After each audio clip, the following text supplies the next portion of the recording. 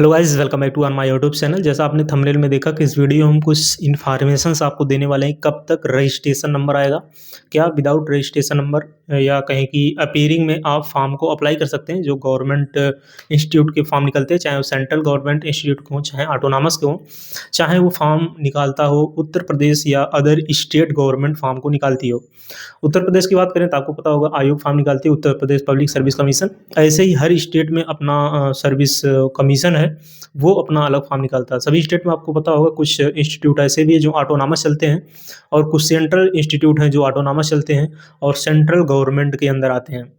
तो इसी वीडियो में इन सब टॉपिक्स के ऊपर, इन सब चीज़ों के ऊपर हम डिस्कस करने वाले हैं। पहले हम बात करते हैं, क्या आप फॉर्म को अप्लाई कर सकते हैं अगर आप अपीयरिंग में हैं तो? जी बिल्कुल, आप फॉर्म को अप्लाई नहीं कर सकते हैं। ये 2-3 साल से नियम बदल गया। पहले ऐसा था कि फॉर्म अपीयरिंग में भी आप अप्लाई कर सकते थे, लेकिन अब ऐसा नहीं है। अब ऐसा है कि अगर आपका रजिस्ट्रेशन नंबर नहीं है, तो आप फॉर्म को अप्लाई नहीं कर सकते। मतलब विदाउट रजिस्ट्रेशन नंबर आप फॉर्म को अप्लाई नहीं कर सकते हैं।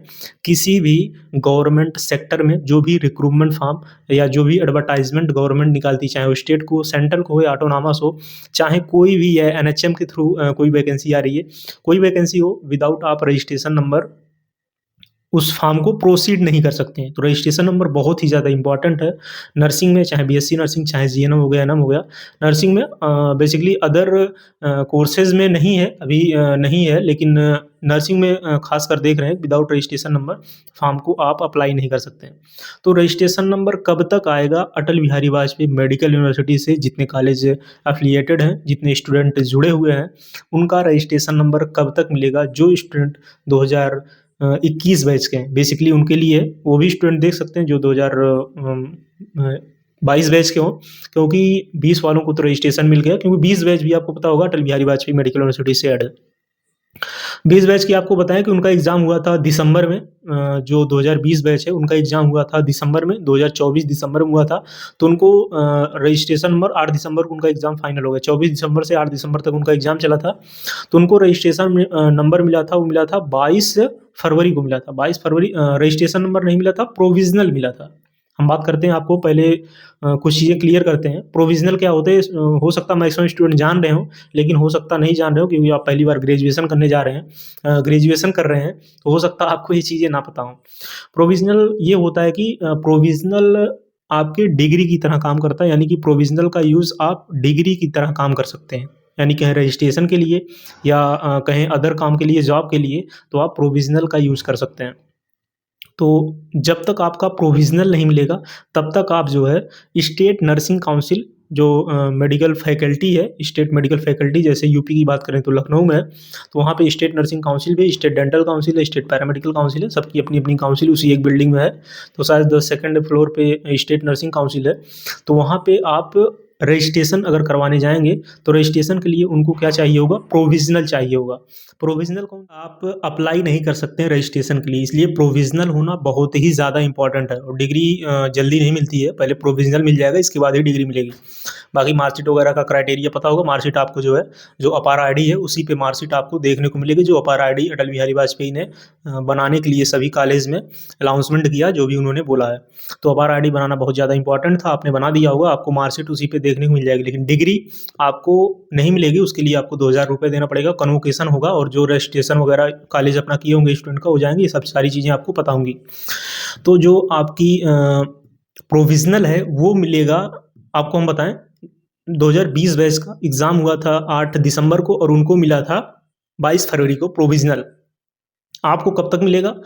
आपका एग्ज़ाम ऑन एवरेज मान के चलिए 15 मार्च तक आपका जो 200 नंबर का प्रैक्टिकल है, वो 15 मार्च तक चलेगा। 15 मार्च या 20 मार्च तक वो चलने वाला है, क्योंकि 9 मार्च से 18 मार्च तक डेट जो है, तो 15 मार्च तक ऑन एवरेज आप मान के चलिए चलेगा।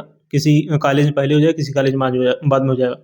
तो आप ये मान के चलिए कि मार्च, अप्रैल में तो रिज़ल्ट ही आपका आएगा, जो 200 नंबर का प्रैक्टिकल यूनिवर्सिटी करवाएगी, जो आईएनसी की गाइडलाइन है।